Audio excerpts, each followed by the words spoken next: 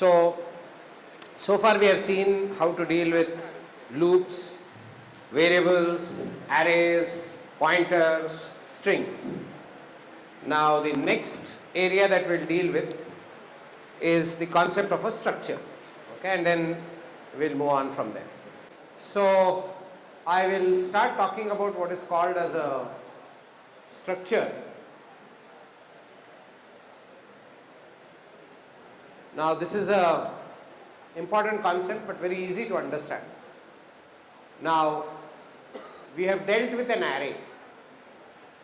Now I would like you to see array as a special case of a structure. When we talked about an array, we said what is an array? We said an array is a homogeneous group of elements. So the emphasis is homogeneous. Now, while an array is a good and useful data structure, the problem with array is that every element in the array, it's an aggregate. Aggregate means a group. But every element in that array has to be of a similar kind. So that is a problem with an array. Whereas, very often we require situation. For example, let's say we want to represent a student. Now we can't capture a student using an array because a student, if you have to capture, he has various aspects. He has a name, so we have char name, let's say 20 or 25, whatever. He may have a age, which is integer. He may have marks, which are, let's say, float or integer. Then he may have a roll number, which in your case is a string, but often is a number. So integer, roll number. So when you have these kind of varied data types, one is a character, another is an integer, yet another is a float, and yet another is an integer or a long. When you have this kind of aggregation where you don't have a single data type, it's a medley of different kinds of data types. There's a char, int, float, int again. You cannot use an array to represent these fields. You have to use a struct. In C, when we are studying, we'll call it a struct. But soon, as we move on to JavaScript and as we move on to object orientation, we will glorify this struct into an object or a class. So the idea of a struct is a building block for the idea of a class, which is predominant in languages like Java or, for that matter, JavaScript or C++ or whatever. So we have this idea of a struct, which we'll talk about today, and then we will represent a structure. We'll see how to fill up a structure, which is very trivial. Only thing is there are different data types coming together to represent one entity. And then we'll create an array of structures if required, and then we'll write some code on it. So by the end of today's session, you should be easily able to create a structure, which is nothing, very simple to create. And you should be able to create an array of structures, pointers to structures, and we'll be able to work with it. Okay, so let's start with creating a struct. It's very easy concept, should not take more than a few minutes to understand, and obviously it has a lot of application. In JavaScript, we would call it an object. Here we would call it a structure. Similar to JavaScript, an array and a structure, one is used for homogeneous, one is used for heterogeneous or aggregation of different kinds of data. So I think easier to see how it is in action, and then we'll work with it. Okay. So they have opened practice 19. So we'll work with that.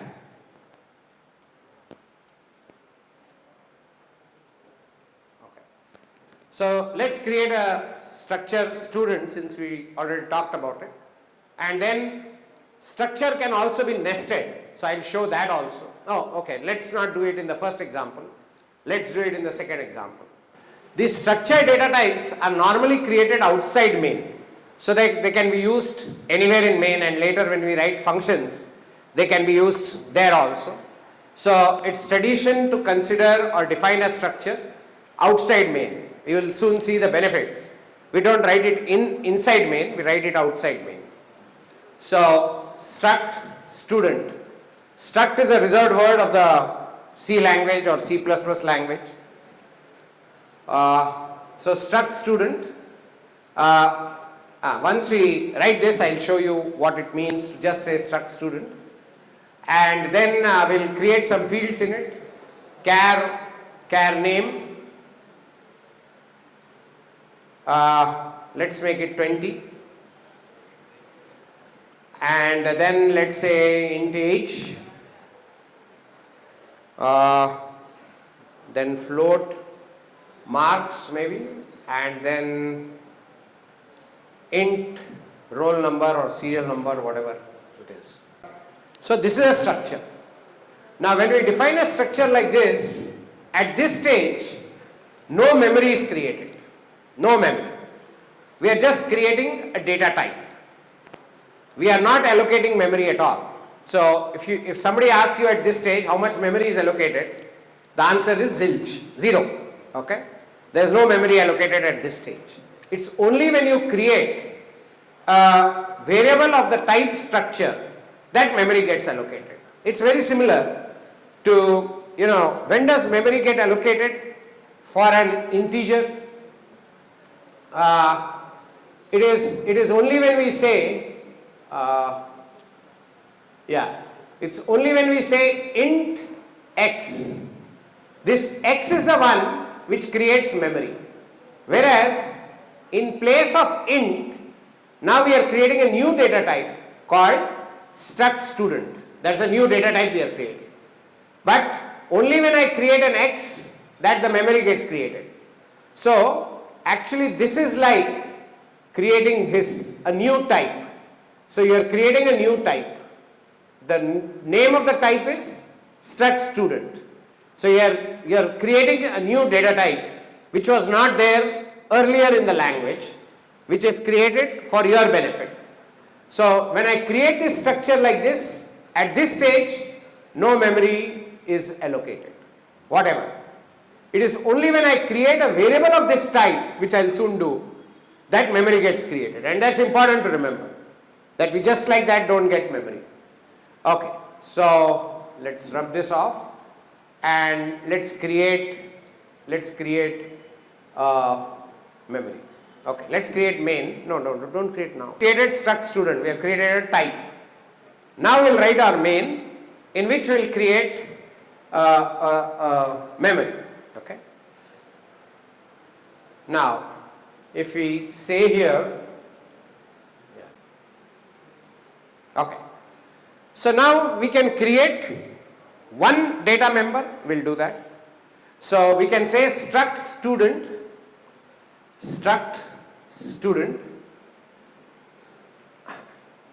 S.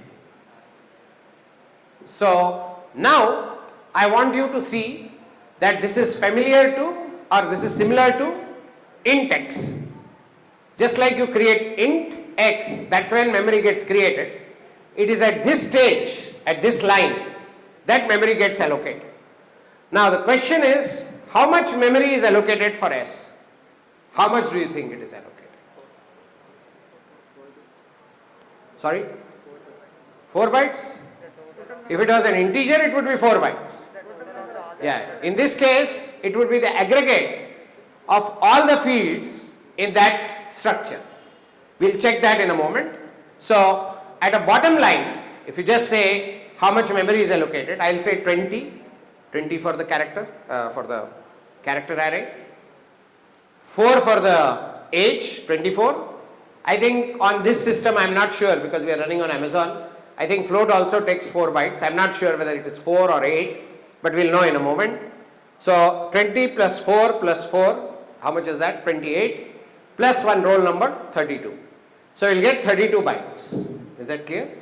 So let's just print the size of student, we can say size of student, percentage D, okay, and just say size of. Size of is a built-in again of the C language. We haven't seen it yet, but I am sure some of you know. There is something called size of. So I just say size of S and I will get the size of S. So let's print that and see what we get actually. Yeah, as we guessed, it is about 32. So float takes only 4 bytes. Okay. In some systems, it may take longer, but a bigger. Here it seems to take 4 bytes. Since we are on that topic about the size, okay, now little bit about the size. Now I'll add just one more field called gender. Okay, add one char field, gender. Okay, so it's a single character. Now what will be the size? I added a character to the structure. So what will be my size? An obvious answer will be 33, right?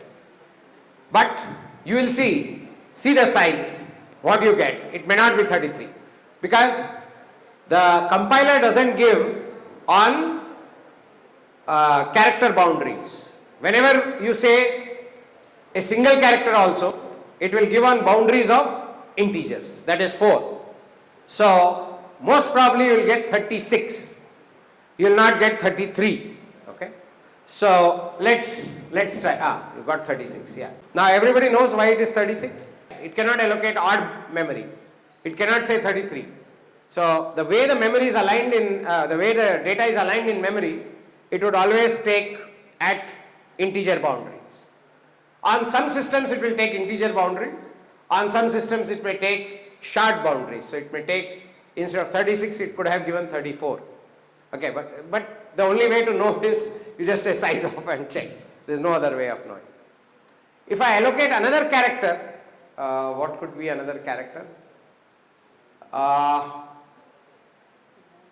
Okay, branch cannot be a single character, but let's say character,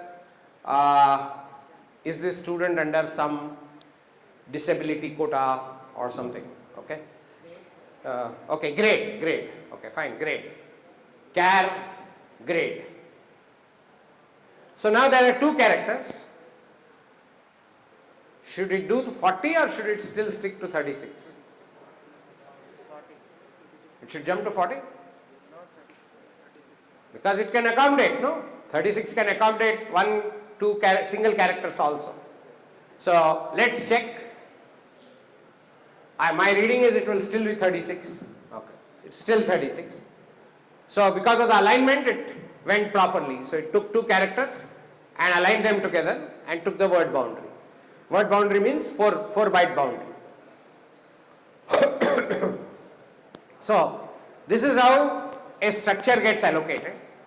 Now if you look at the code now, and now let's start exploring it.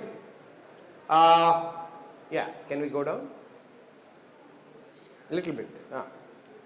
Now if we start exploring it and look at it, now this is S. Okay, as I said before, S consists of right now 6 fields.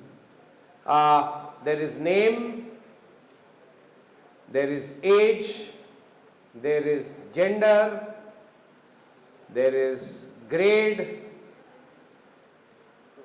there is roll number, and there is marks. Pretty big structure. Okay, so there is this structure, and S is doing that. Now let's fill up S with some data. So from the user, we'll take some data and we'll fill up one by one like you do any other case. So how do you fill up this structure? So there is one S sitting in memory. Right now all these are either blank or containing some junk, because we just allocated the memory for it. We have not assigned anything there. So either you will get blanks or you will get junk. Okay, both are risky. So now we'll fill this structure up like the way we do normally from the user. So we'll just do appropriate scanf, and you'll see how to refer to fields of a structure. So let's do that. Okay. Yeah, we can get rid of this. So we say printf, enter name. Okay, we'll do a little bit of typing. So printf enter name,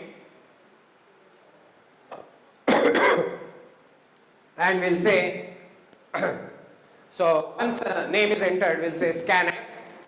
Now how do I read the data?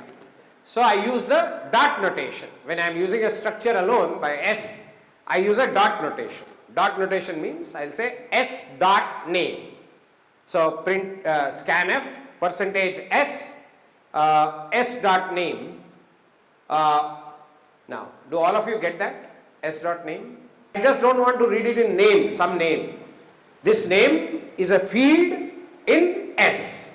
So I am saying s dot name. So I want this name, whatever the user is going to type in, to go and sit in that structure memory which I have allocated, where s is leading to that.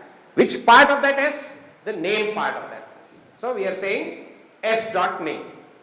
In a similar way, you will understand, we can get the age or whatever. Enter age. Age, you know, is an integer, so I have to provide the ampersand. So we'll do the ampersand s dot age. So we get the s dot age, and in a similar vein we will get, I think we have too many fields. Shall we reduce the fields? Yeah, let's cut some fields so that we have less typing. Okay, we have to otherwise every time get 6 fields. So we'll cut the fields.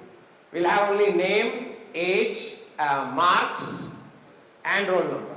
Okay, so enter marks. Now that's percentage f and ampersand s dot marks, because again it's a primitive field. And last one is roll number, right? Which is an integer. So enter roll number, which is integer. Please remember, we have cut 2 fields. Okay, the gender and grade we removed it, that we had brought in only to show size and all. I don't want to type too much. So we have this. This is how you read data. Yes. So the data goes and sits in S. Whatever data you have read in goes and sits in S. Now you can print it in the same way. How do you print it? You say percentage s, s dot name, percentage d, s dot age, whatever the way you normally print data, you use the same thing. So I don't think I need to show you that. No? Yes? The same way you print, the way you read, the same way you print, right? Only thing is you don't have to say ampersand. Obviously during print we never say ampersand, you just print the data. I think that is trivial. I think I'll assume you guys know how to do that. Now I'm going to take a slight leap forward. So what is there now? There is an S in which some data is sitting. Do you agree? Which we have read from the user and put it in that memory. That memory is referred to by S. S is the reference to that memory. I wouldn't say reference, S represents that memory. Okay, so let's talk about memory, because I'm going to introduce the idea of a pointer. So pointer in structures. So let me take a slight digression here. Okay, so what do we have? Okay, we have let's think of it as S. The label on this is S. Internally, S consists, because it's a structure of type student, it has several fields. It has a name field which is filled in, let's say Neil. Then there is an age field which is, let's say, filled in. Then there is a roll number, some roll number. Then there is marks.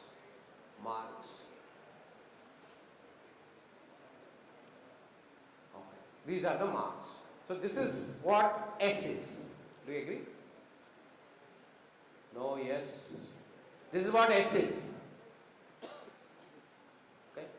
So S is a chunk of memory, somewhere in memory, I don't care where it is. What does it have? It has 4 fields. These are the values, notional values. Let's say I have entered. So these are the values of the 4 fields. Now, here is what I want you to watch carefully.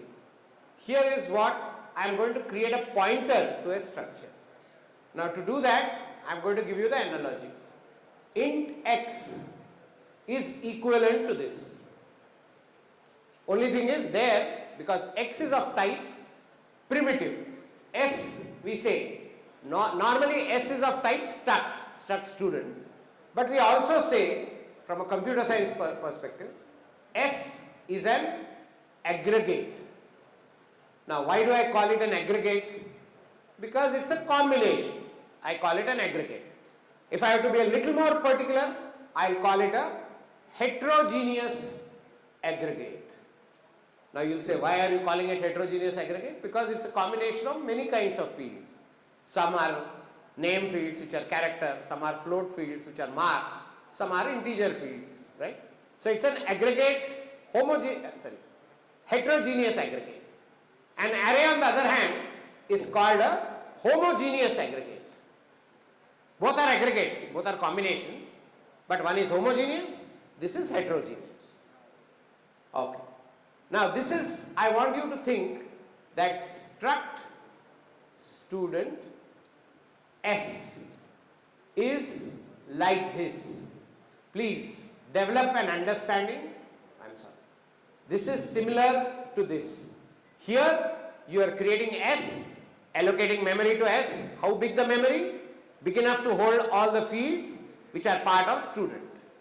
Here, of course, the amount of memory getting allocated is only big enough to hold an integer. So x is just an integer. Maybe if you say x equal to 5, the value sitting there is 5. That's all. Here it is S which holds all of this. But now moving forward, how do I create a pointer to this? I say int star p, isn't it?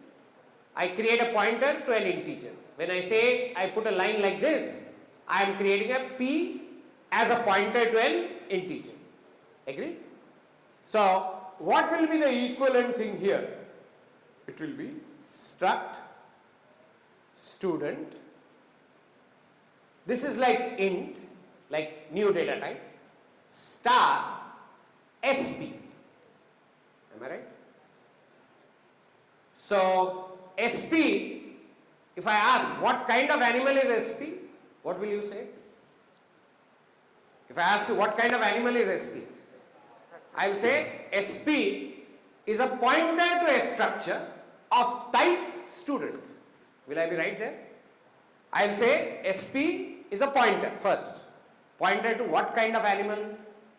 Not to an integer, of course. It's a pointer to a structure. Structure of what kind? Student. Yes? So that will be my way of saying sp. What is sp? Or defining sp or naming sp.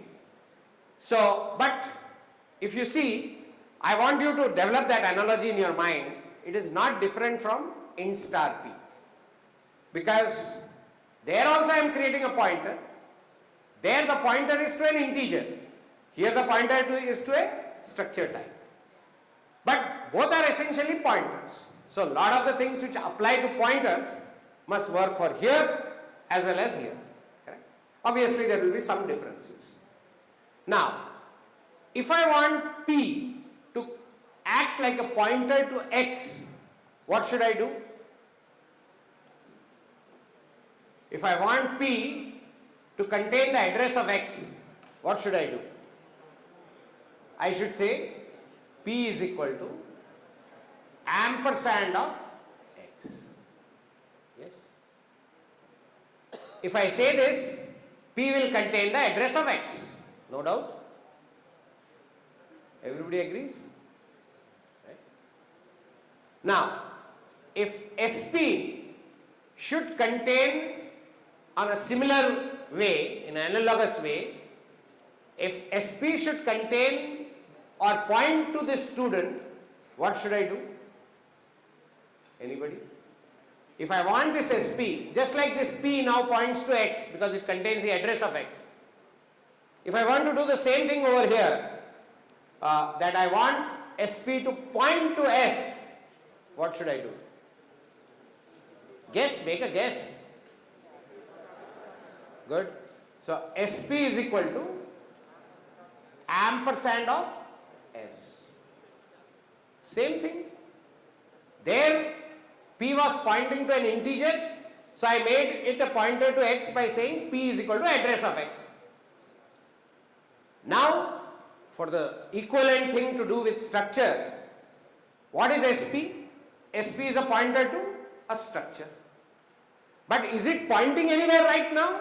In the previous line, it was not pointing anywhere. Just like before I said P is equal to ampersand X, that P was going nowhere, right?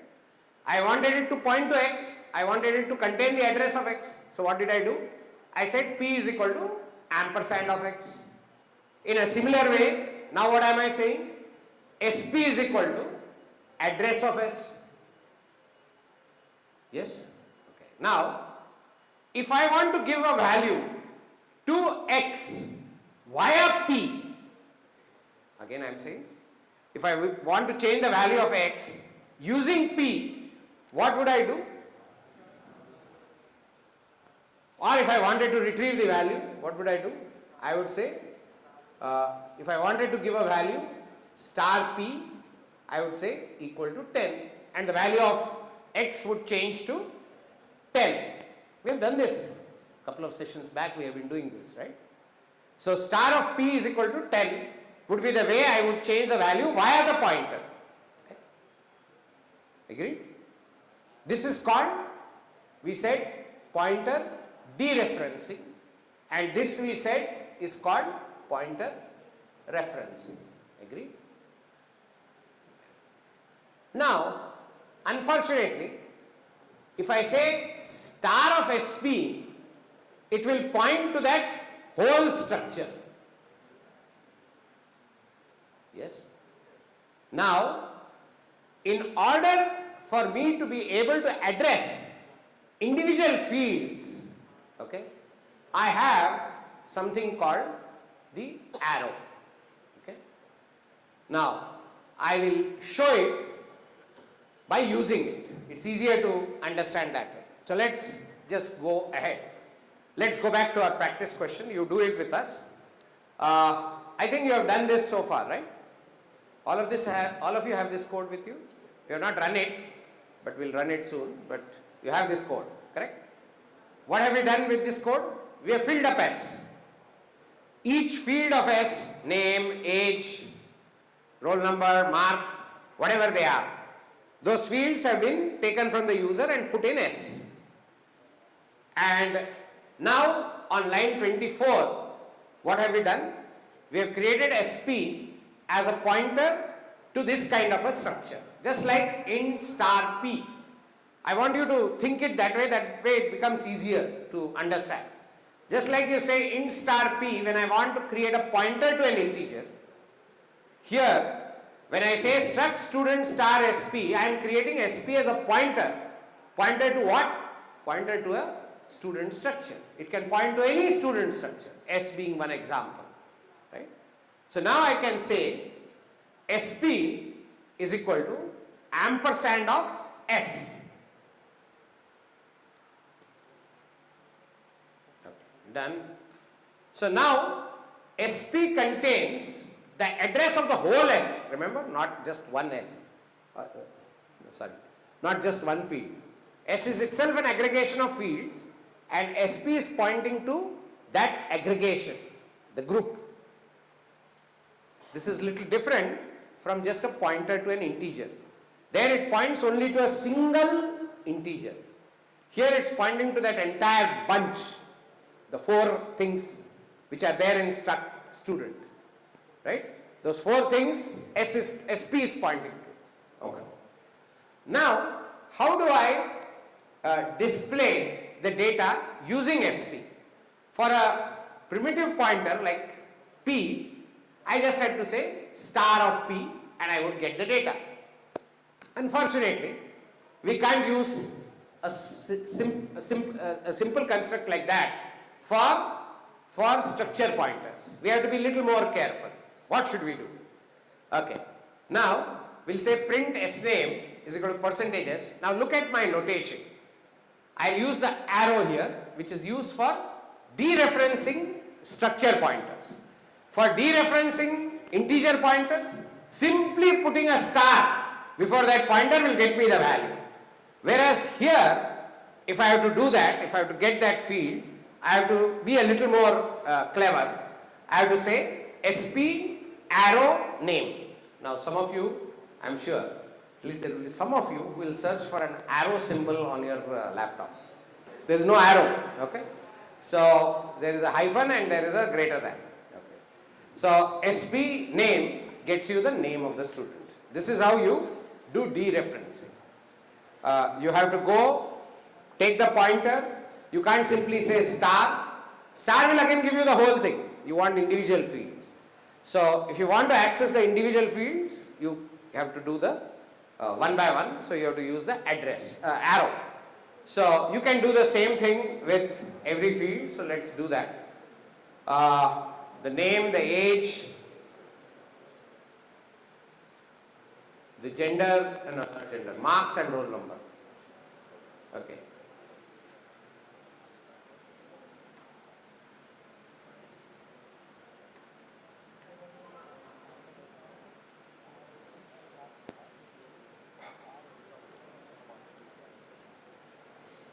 Marks.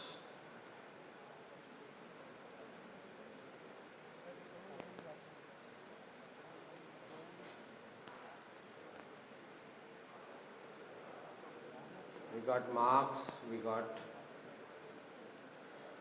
roll number, and roll number is percentage %D, so we get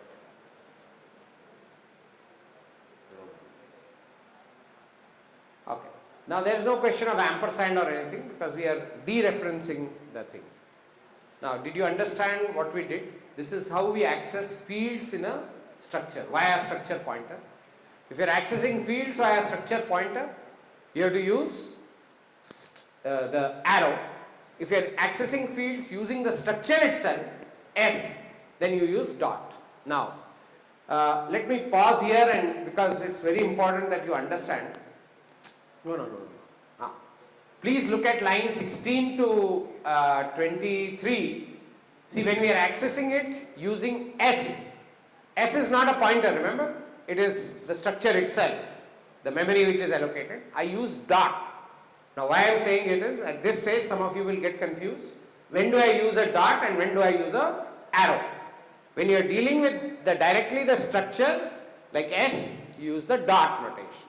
When you are accessing the fields through a pointer to that structure, S, by giving sp is equal to ampersand S and declaring sp accordingly, at that point use an arrow.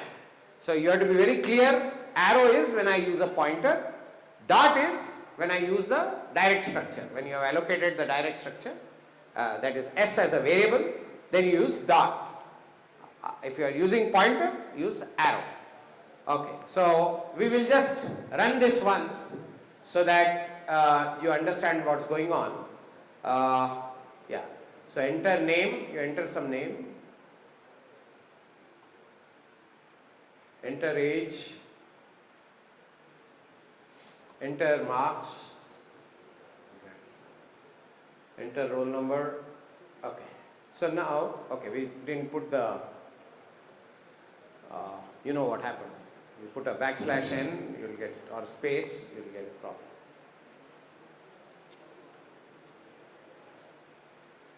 Okay, I don't think we need to elaborate on that. You know what is coming. Is it clear? Oh yes. Have you understood what is a structure? How to create a structure? How to create S and how to create SP? SP is a pointer and it has to be said SP is equal to address of S. So it has to point to that field, point to that whole structure. And then you can access, if you are accessing via pointer, compulsorily you have to use arrow. If you are using it directly, use dot. Okay, here is the way it works, and slightly improved version. I don't think this requires too much of explanation. Now we are going to go forward. Okay, we have seen what is a structure. We have seen how to create S, struct student. Okay, and then we have said how to create a pointer to a structure, and then we have seen how to use the pointer to access data. Okay, now we are going to do something little more. You want to do it here itself? We're going to create arrays. I think we can. Huh? No, but you'll have to copy this entire thing. Okay, we'll go on adding to that same code, because I don't want you to copy again and all that. We'll borrow whatever. Okay, but I think your program will become a little long, but I think that's okay. So let's keep typing below. Okay, now what am I going to do?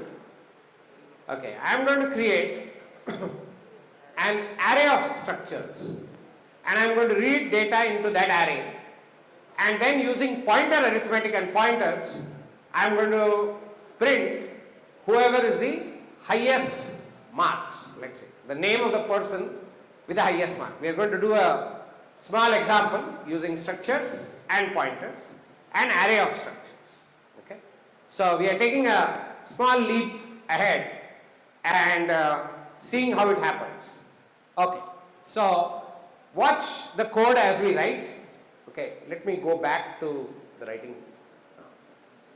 Okay, so let me first illustrate it conceptually. So I have now with me struct student, which I have created. Now I will say now struct student SARR 10. Okay, let's pause here. 10 is too much. Oh, but we can have a lower number. Okay. So now struct student SARR of 10. Okay. What does this do? How much memory do you think it gets allocated in the current scenario? Sorry? 360 or whatever, right? I think 320, I removed that. Okay, I should get for SARR, first argument, the memory which is allocated for SARR is 320 bytes. Now you will say why? Each structure is 32 bytes. So 10 of those would make it 320 bytes. Now, how does it look in memory? What is its picture in memory? If I were to describe SARR in memory, how does it look? Let's spend a few minutes looking at how does it look. So, what do we have here? So, we have an array of students. So, each student consists of 4 parts: name, age, marks, and roll number. This is one student. So then this is another student. Then this is another student. Then this is yet another student. This story goes on till 9, right? So this is index 0 of SARR. This is index 9 of SARR. Do you all agree? This is how SARR will look in memory. So this is 0, which consists of 4 fields, 1, which also consists of 4 fields of a different student. Each slot is used to record data about a different student. So if you represent a class, you would use something like this, an array of students. Each student has a name, age, roll number, marks, or something else, whatever. So all this put together is one student, and one student, there are 10 of those, okay? So there is an array of 10 students. So this is how I would refer to an array of students. And if I don't use the pointer notation, if I want, let's say, the 5th student's age, I want to I want to show the fifth student's age. Imagine something is filled up here. But if I want to display the fifth student's age, what would I say? I would say SARR of 4. SARR of 4 will lead me to the fifth student. Yes, no, 0 to 4. So that is the fifth student. Dot age. Agree? If I say SARR of 4, yes. I'm sorry. Yes, no. 0 will be for the first guy. So 4 will be for the fifth guy. Isn't it? We start from 0, so the fifth student is SARR of 4. Correct? So his age, if I want to say, is equal to 20. This is how I will do. Agree? I will say SARR of 4 age is equal to so and so. You agree? Not difficult, no? It's an array of students, not array of integers. If you see, isn't this very similar to saying int ARR 10? No, I am sure you can see the similarity between this line and this line, no? Only thing is, here we are creating an array of 10 integers. Here we are creating an array of 10 students. Each one is a student, with each one of them being an aggregate having 4 fields in each. So altogether there are 40 fields. I mean, you shouldn't look at it that way. But there are 10 students, each student has 4 fields to describe the student. Correct? So I will say SARR 4 of age, dot age. If I am not using the pointer notation. So let's first mix pointers and structures, arrays and structures. Then soon we'll bring in pointer also in the next situation.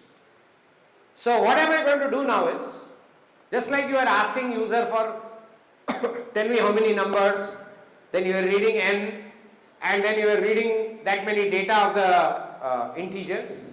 We'll do that. We'll ask how many students. Of course, they should be less than 10 because my biggest array is 10.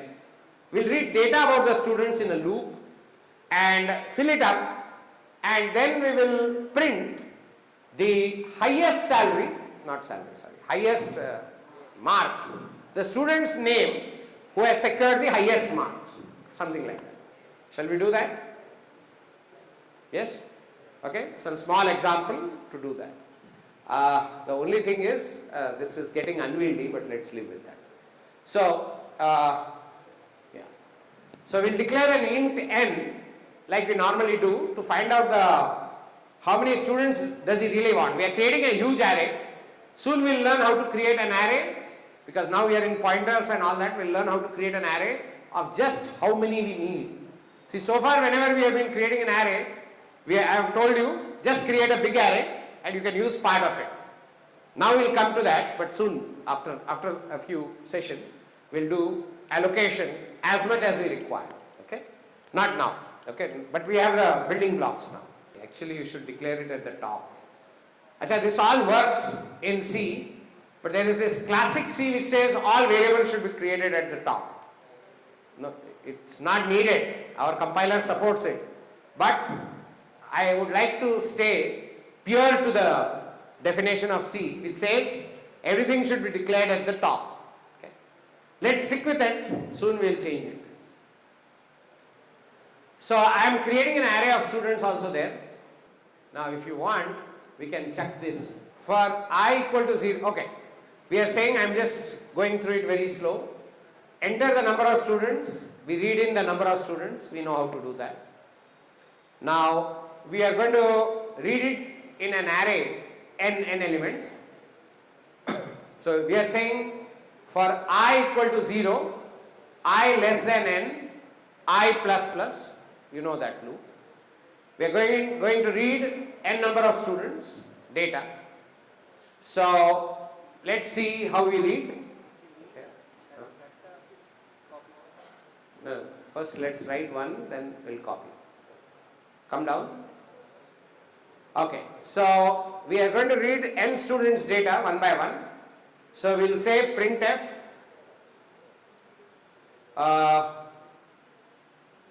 give enter student name, that you can take from there. Enter name. Okay, we'll take those lines and change them. Okay, we have borrowed those lines from above, but we'll have to change them because they were reading in a single student. Now we have an array of students. Can you scroll up? Just watch. This is not correct, we have to change it, but this is how we start. So for I equal to 0, I less than n, I plus plus, straightforward, enter name, scanf, percentage s, till then it's okay. Now what should I say on line 28 in place of s dot name? What should I say? I should say SARR, that is the array of students, I dot name. Agree? Does everybody agree with this? See, I want the name to be read as the ith student's name. When I say ith student's name, it should be SARR of I dot name. That is where the data should come. So ith student's name is read. Similarly, if you see the next line, that is line 30, we should say SARR ampersand of SARRI dot age. Because it's a scanf, we have to use percentage, we have to use ampersand for all primitive fields. We have to use an address. So ampersand SARR of I dot name. Okay. So no, not for name. Name is just SARR of I dot name, because name itself is an array and array itself is an address. So age we read it like that, marks we read it like that, and roll number we read it like that. So at the end of this game, we'll have what? We'll have what? We'll have an array of students. Each element of the array, there may be 4 elements in the array. Each element of the array is a structure, and each element of the array consists of 4 fields: name, age, roll number and marks. Agree? Are you clear so far? If you are clear so far, we have made some good progress. So we have read in all the data. So we have created an array of students. We have asked how many students you actually need. After having taken that, we have read the data from the user into this array, one by one. Okay. So we'll soon see this in execution, but we have read the data and it's there with us. Now, what do we want to do? First time let's do it without pointers. Then we'll bring pointers in one more iteration. I want to know the name of the highest student, the guy with the highest marks, and whatever. Okay.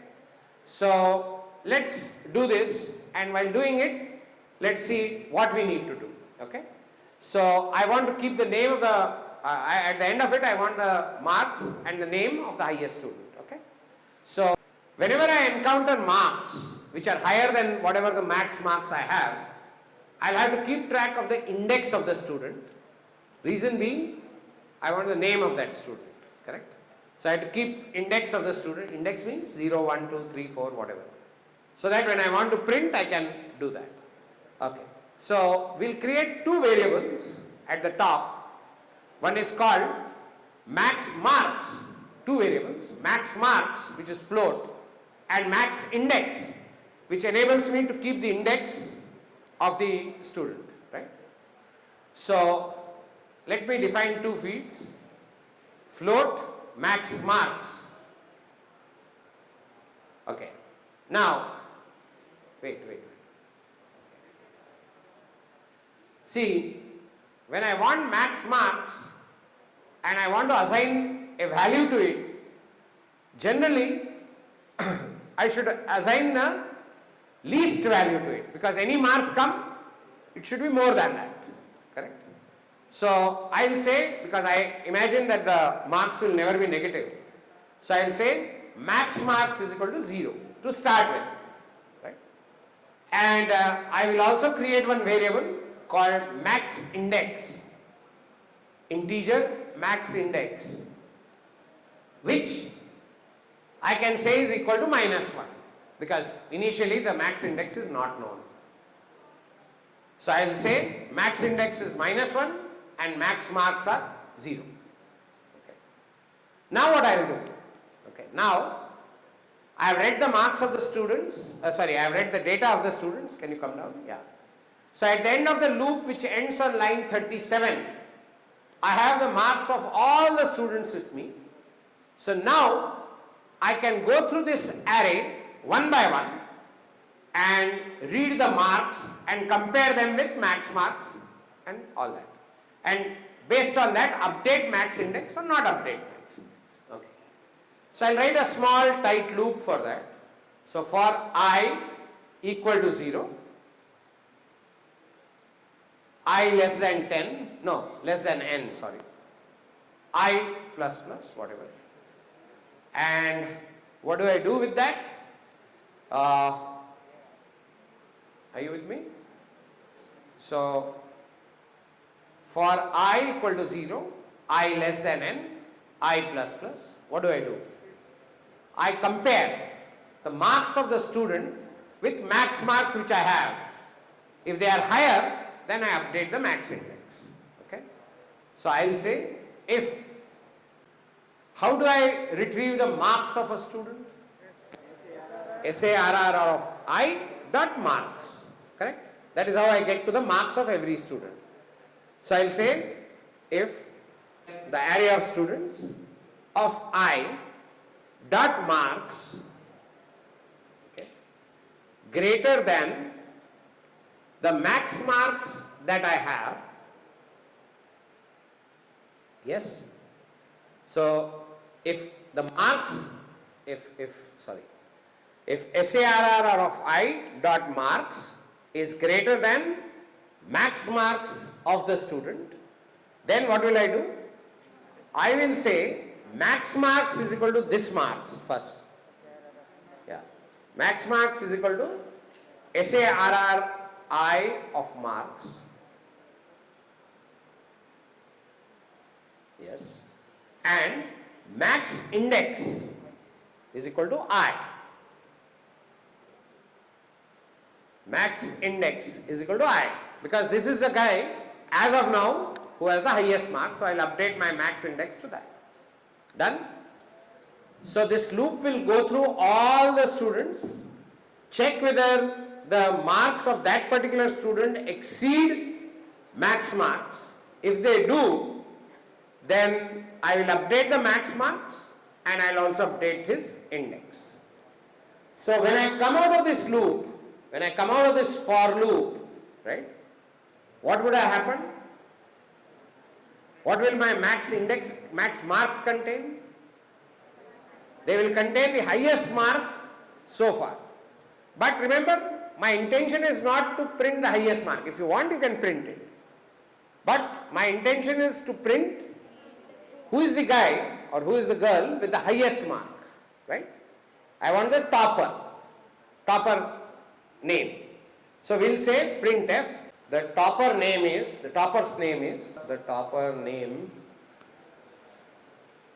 equal to %s \n, and then now what will I say? Wait. Okay. Good.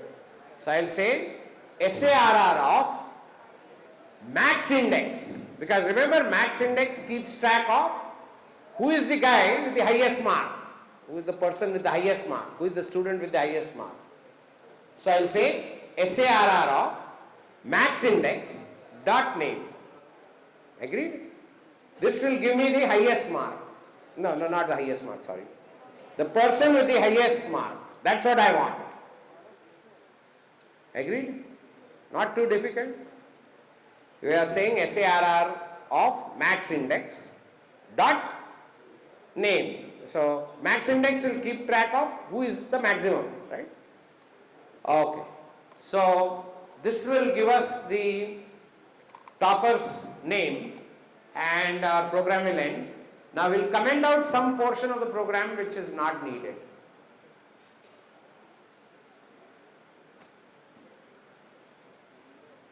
Yeah, we can comment out, yeah, that part. We can comment out even from 20. So from 20 to, yeah, 20 to 25 we can comment out. We can also comment out 18 but not needed.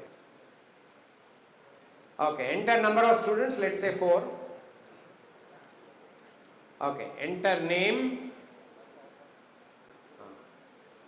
Okay, we'll run it again. Enter carefully.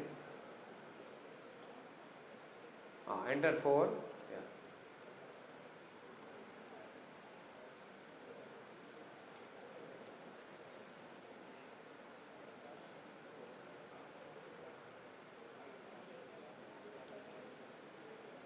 Again, second student.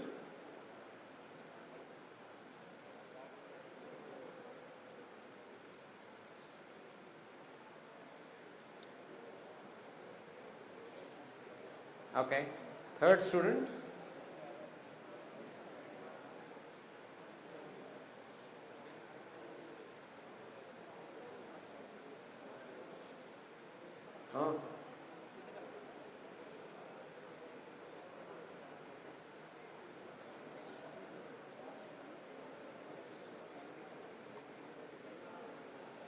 Last student.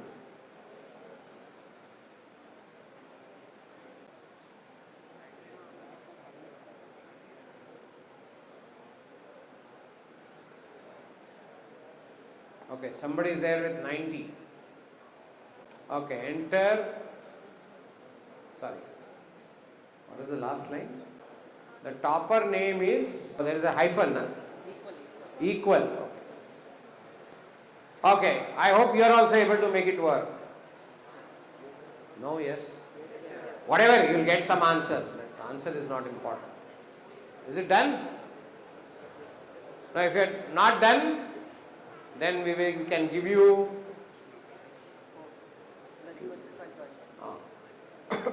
Okay, since our next thing needs it, if you are not able to do, we will give you code in another practice question. Okay. We will just copy it into another practice question and give you the working code, because then you can start from there. Yeah, those of you who are struggling, please, you will have the code which we have written. So you can go through the code once and then we'll move. Okay, I'll give you a couple of minutes or 5 minutes. Those of you who are struggling, please look at the code. It is in practice lab 20. So go back, refresh, you will see practice lab 20. Look through the code once. Then we'll change this code. Now we'll use pointers. I'm readapting this code, but first get this code. Then we'll readapt it. We are not going to type it again. We are going to just change it a bit. Make sure you have understood. Practice lab 20. Make sure you have got every line. You have understood every line. Now I'm going to write the same code. This last line number 38 to 43 or whatever. We're going to write using pointers a bit. Okay, let's go back to writing. Yeah. So I have a situation like this. Let me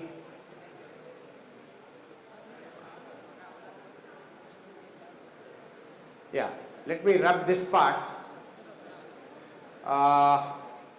Okay. So I have this kind of thing filled up, let's say with 4 students or 40 students or 10 students, whatever it is. So I have this part filled up.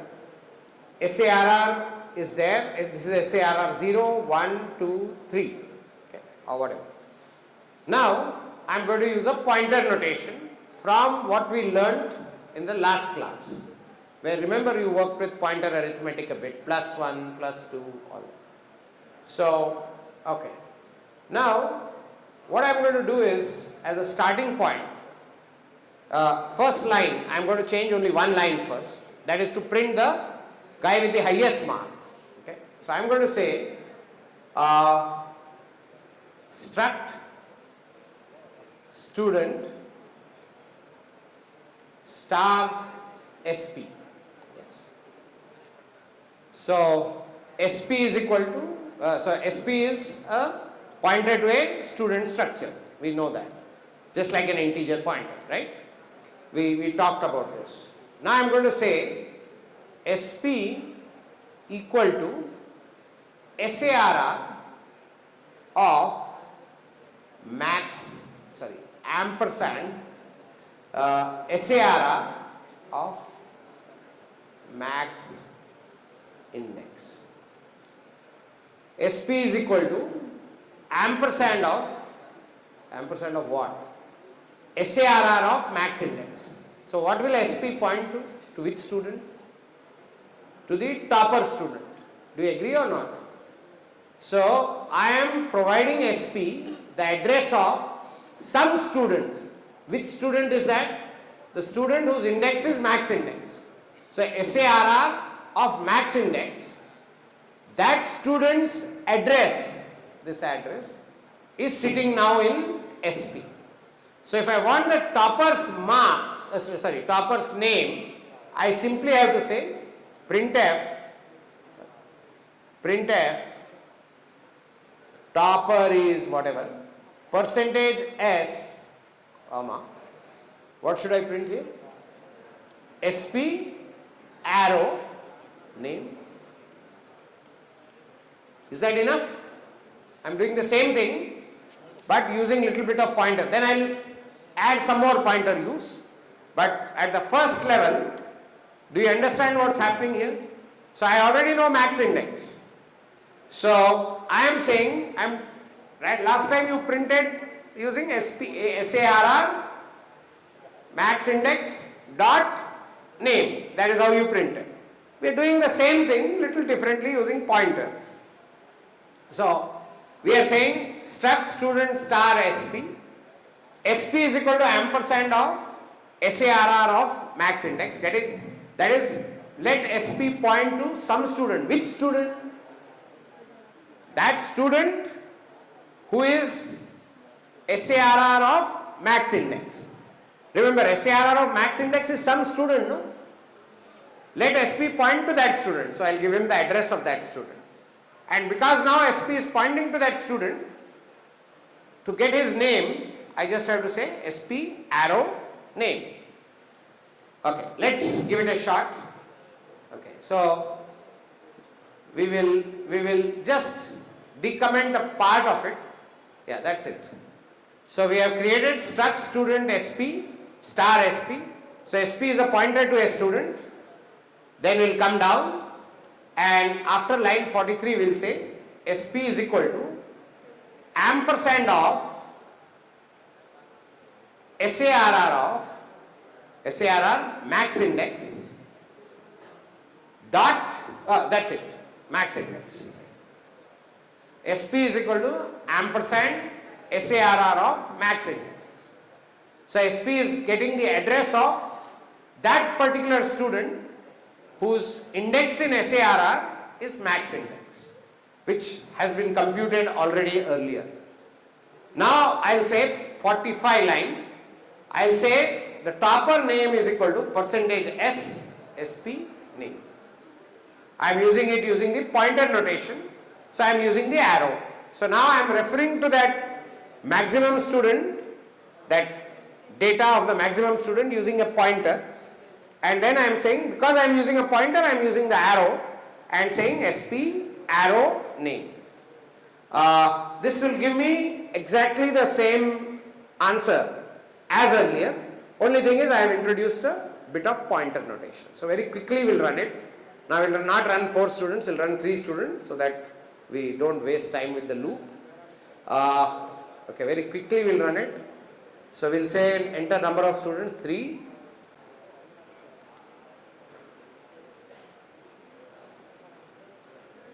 Okay, marks. Enter roll number enter name, age, marks. Okay, दो हो गया. So the topper name is Jack. Are we clear? Now, did you understand what we did? We just changed the notation to use pointer for the last part. Yes?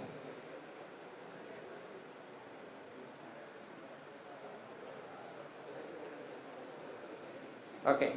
Now you are ready for one last thing? Okay. Okay. Now, no, take me back to. Okay, now we are using pointer a little more.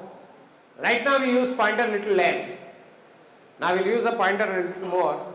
Okay, what I'll do is, this whole thing is SAR. Okay, now even the logic we'll write using pointers. To find out the highest, we'll use pointers. How do we do it? So I will say SP is what? Student pointer, equal to SARR. Is this valid? Please understand its analogy with integers. Let me just write the analogy.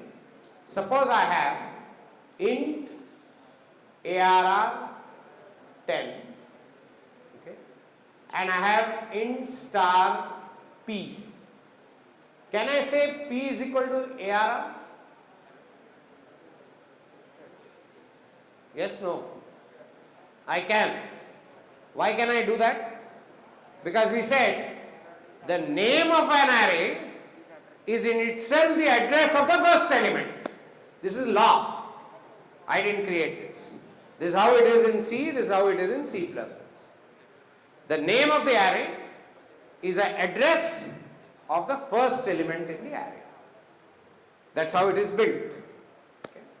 So, if you look at the right hand side, int ARR 10, fine, I created an array of 10 elements. So here, when I create this, ARR itself is an address, because I told you, in C or C++, there is nothing called an array. It's all pointers. Array is a notion created for our simplicity. It's an abstraction created for our benefit.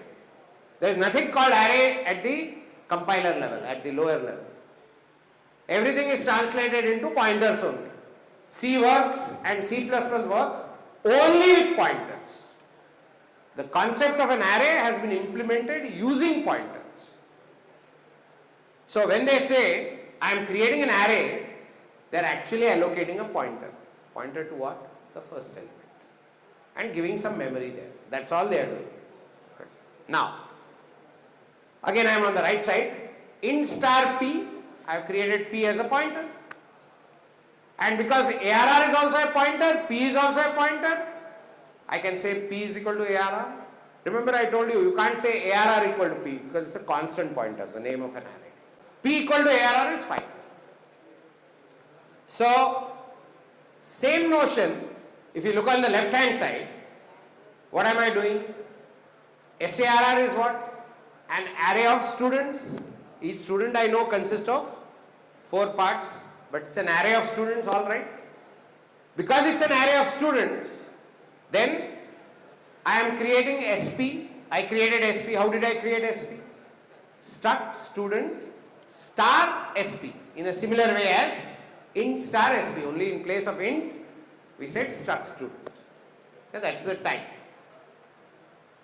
So then I said, just like I said here at the end on the right side, P is equal to ARR. By the same notion, by the same concept, I can say SP is equal to SARR. Why can't I say that? What works with integers should also work with structures. So I am saying SP is equal to SARR. Agreed? And then if I do that, then as I am going through the array, I am writing a loop, remember, to go through the array. I can write the same loop using SP. If I have to go to the ith element of the array, what do I say? SARR of I. Yes. If I have to go to the ith element of SARR, I should say SP plus I will point to the ith element. Remember, it will point to the ith element, right? Okay. So, now, let's see. Go back to the code.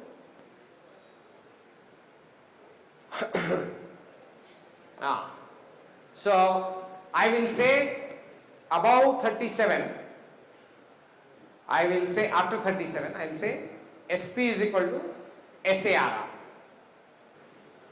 Okay, for I equal to 0, I less than n, I plus plus. Can you help me now by changing that part of the if?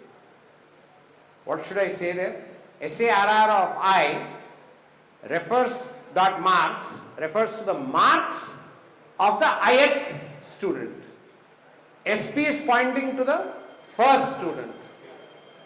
So SP plus I will point to who? Ith student. Yes, no, think a little. SARR of I is the ith student. Yes, so I say dot marks. SP plus I points to is the address, remember? SP is the address of the first student. Yes, first student. So SP plus I will be what? Address of the ith student. If I use an address, do I use a dot or do I use an arrow? I use an arrow. If I don't use an address, I use a dot. Yes. If I use an pointer or an address, I use an arrow. So, open bracket. Now you will say SP plus I arrow. You are with me? Do you agree with this notation? Look at it carefully. I know it's little tricky in the first session itself, but you can do it. Yeah. Please focus your attention on line 40. SP plus I is a pointer to the ith student. Yeah? Because it's a pointer, what am I doing? I can't say dot, no. The pointer you can't say dot. You have to use a arrow, pointer, points to. And I want SP plus I to be treated as one entity. SP plus I, arrow marks is greater than marks, max marks. Then I will say max marks is equal to whatever, SP plus I, arrow marks. Okay. Now we leave it here. Okay, and the rest of it remains same. We are reassigning SP there. No, no need. Now we still need that. Sorry, bring that line up because this is changing. No, you say no. Don't use SP again. It will confuse. Struct star. Declare one more pointer temp. Using one more pointer to reduce our unnecessary confusion. Star temp. I'm just creating some temporary pointer, temp pointer, because I don't want you to confuse. It's correct to say again SP, but I don't want to do that. Temp is equal to address of, address of SARR of I, select dot max index. Yeah, that's fine. We can still do that. Or we could have done one more thing, but we'll come to that later. We could have remembered the pointer of the highest mark. Okay, I'm not doing it. I'm still remembering the index and therefore we are doing the next part. So we will, I know I have crossed a little more than what I intended to in this session, but let's see. Let's run it. Let's make only 2 students. Varma always gets highest mark.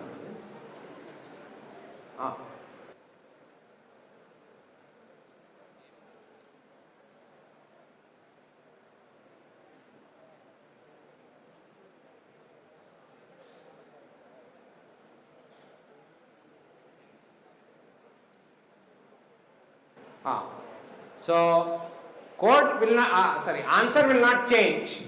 Answer is whatever the answer which has to come. But the code has changed. Okay. Now we have used pointers, arrays, structures, everything.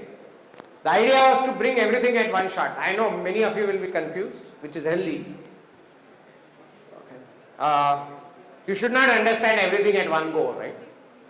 If there is confusion, let it be.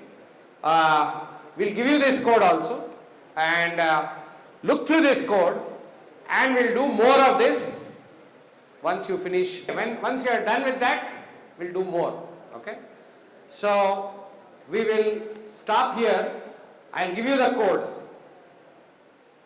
Practice Lab 21 holds the code which we just typed, where we use pointers, arrays and structures.